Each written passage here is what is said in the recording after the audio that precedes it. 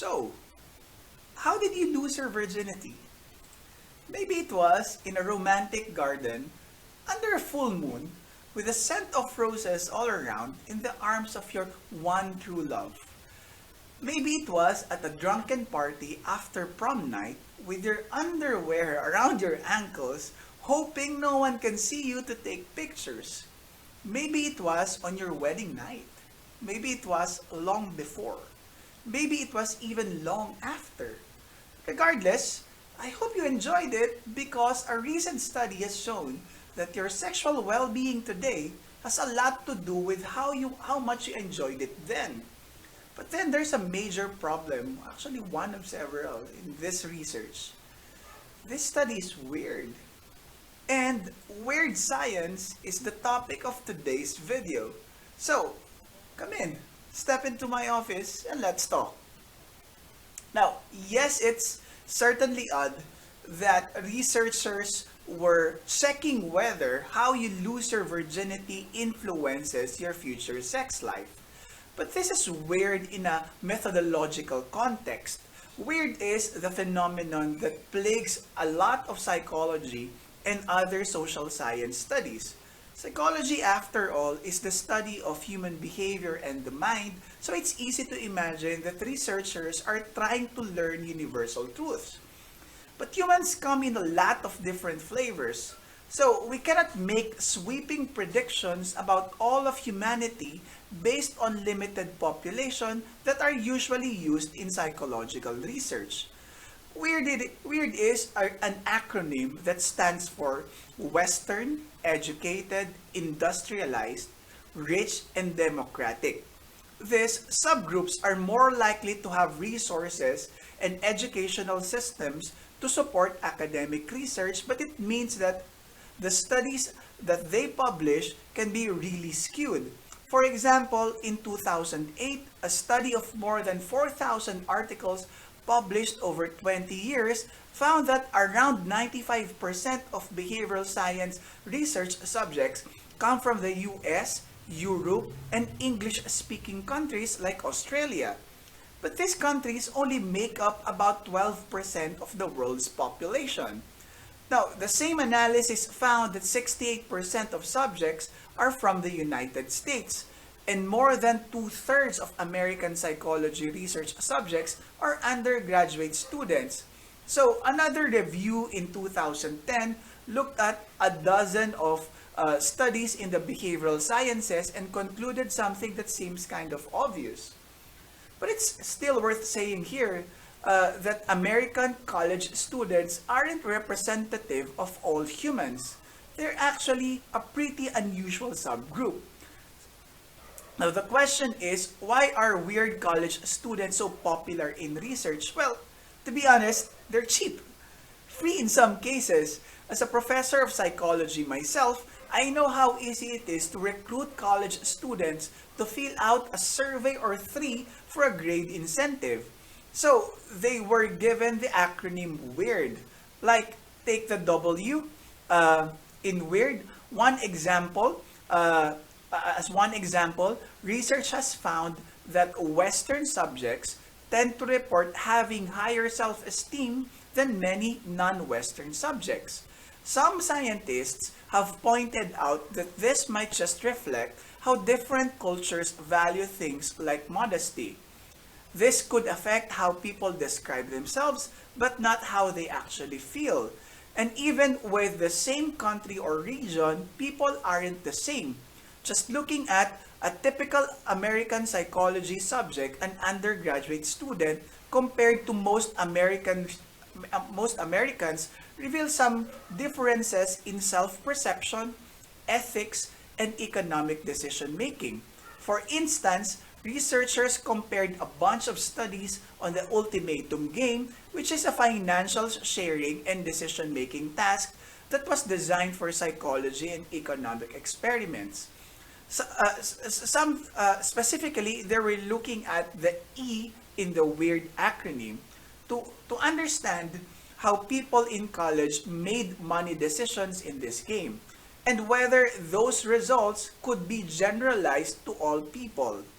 And they have found out that undergrads are more likely to offer less money to another person compared to American adults who aren't currently and may have never been college students.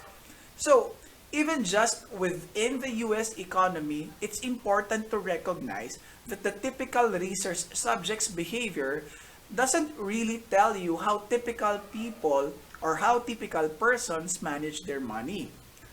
And education is just part of society. Society-wide traits like industrialization, which is basically a shift from growing food to making foods or to making goods, has some pretty dramatic effect on psychology too. For example, a number of studies have found that people who speak English and other Indo-European languages tend to use words meaning left or right to describe where things are. In other words, they use egocentric terms and view objects relative to where they are. Now, I don't need to point this out to you, but that's a pretty unusual way of thinking about things. People in smaller scale societies like the Philippines and other Asian countries tend to speak languages that favor allocentric terms like behind or above or even cardinal directions like north or south. This anchors objects in relation to other things or the environment. This is important when it comes to behavioral research because it suggests that this way of thinking is cultural. This is a result of the language we speak and the environment we grew up in. And all this doesn't even begin to cover differences in wealth or political structure either. So, the point is researching outside of the weird bubble is really important because it lets psychologists puzzle out things that do seem to be universally human. Like most people seem to recognize the same facial expressions, meaning specific emotions like anger and happiness, and we're pretty sure that most people perceive the same colors, even though the amount of names for colors might vary between languages and cultures. Now, this isn't to say that weird studies and all the psychology research done so far isn't valuable. It is. They can tell you a lot about how college students think and behave. And many studies probably can be generalized to the rest of the population, at least the rest of the weird population. It's just important to recognize its limitations too. And if we want to learn the most we can about humans, we need to study more different kinds of humans because again, different flavors. Now, researchers have become very mindful about this in the past several years, and they have begun to really examine the weird population and whether it is representative. Most studies now will carefully add qualifiers such as in college populations or in Western societies. For example, the study on virginity laws concluded that in some, the present study provides strong evidence of the link between virginity laws and subsequent sexual functioning. These linkages represent an important step in understanding the development of adolescent sexuality. Now, while this is a necessary step, it's not actually sufficient. Moving away from weird means inviting a more diverse population to participate in studies. This also means conducting more cross-cultural projects as compared to focusing on just one subgroup. Lastly, we also need to be alert to the messages we send. Weird context is often lost in translation, with many journalists and commentators easily assigning the findings to the world population in general. While this might be outside the control of researchers, this call for responsible and informed journalism. So, in conclusion, the next time you see a study telling you that semen is an effective antidepressant or that men are funnier than women, or whether penis size really matter, take a closer look. Is that study weirdly made up of college psychology students?